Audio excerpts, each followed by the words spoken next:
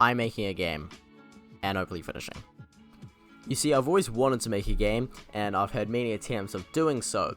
However, every time I do it, I always lose motivation in making the game, as it gets absolutely mind-numbingly boring making it eventually when you get to the really laborious tasks. But I'm using this as sort of audio logs. Anyway, let's get right into the video, right into the action. So the main concept of the game is essentially like a survival game mixed with the main concept of Raft, where pieces of debris and that kind of stuff float by you in space. Yeah, it's a space station simulator, pretty cool. So the first thing to do was the play controller. I'll put it up on screen now for you guys to see. But essentially it was broken up into two parts. We had the rigid body and all the variables up top, which I stated the move speed, max speed, and because we are in a weightlessness environment, you don't want to have infinite max speed, because obviously whenever you move you want to add a velocity, because that's how we're going to do it. And if the max speed is over 100, you're going to go flying, so I kind of wanted to avoid that. And then inside our update, we are getting the input of the player of X, Y, and Z. Q and E is going to be the up and down movement in this game. But then next we're going to apply that into a new vector 3 velocity to the player, but we're going to be adding that velocity every time and then clamping those values afterwards. So the player control is actually just really basic. Now let's see what it looks like in a scene. But this scene's looking a little bland, so let's add in a really cool looking skybox. And now one more thing, let's add in some really nice sounding eerie music.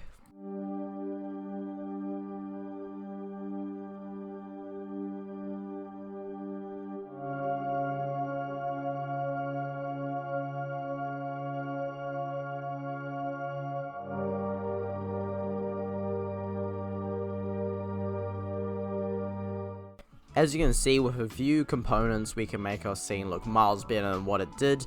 Now I'm just going to go over really basically the camera controller, as it is actually a vital part on how this works.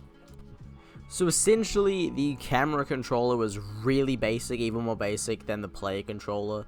So pretty much we just got a transform of the camera and a sensitivity rating. We set a float for the X and Y rotation of the camera. We lock the cursor in the start method, and then we just change the X and Y rotation based on our mouse position. Pretty basic, and because we've locked our mouse, it doesn't go off the screen. And then we apply that to the camera rotation. Now I've put a lerp in there. It just makes it feel a little bit more smoother rather than being really clunky and, you know, obvious movements and that kind of stuff.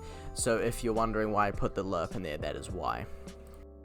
So another thing we need to talk about is the lighting and post effects. So essentially now I'm just going to enable a directional light, as it's going to provide that little bit of extra light coming to our objects from the sun. And another big thing is the bloom. So if we go to the volume and turn on the bloom, as you can see, it gives that nice kind of pop to everything bright in the scene, and it also helps bring out these kind of harsh shadows that you'll see in space. I may not be an expert, but I believe it is something to do with like no atmosphere, so no like scattering of light particles, because there is almost nothing in space. It's a vacuum. So that's the main reason why. Now, the reason why it's doing the kind of popping of the effects is because we can if we change indirect multiply, it's not doing anything, but if we change the bloom amount, the bloom intensity, it kind of makes it pop a little bit more. So it's really up to you what you do. This ain't even a tutorial, but it really gives the contrast between light and dark. Thank you all for watching. I know this has been a really weirdly short video, considering it's only like 5 minutes long. But there is a reason for that. This is more of a intro to my devlog series, where I'm going to be making this game over a whole period of time, so stick around for those videos. Also, as I get more comfortable making these type of kind of devlog videos, because it does feel weird to be doing something other than a tutorial. So thank you guys for watching. have a good one. If you did like the video, check out our Discord. We're a group of, you know, coders and that kind of stuff, all helping each other.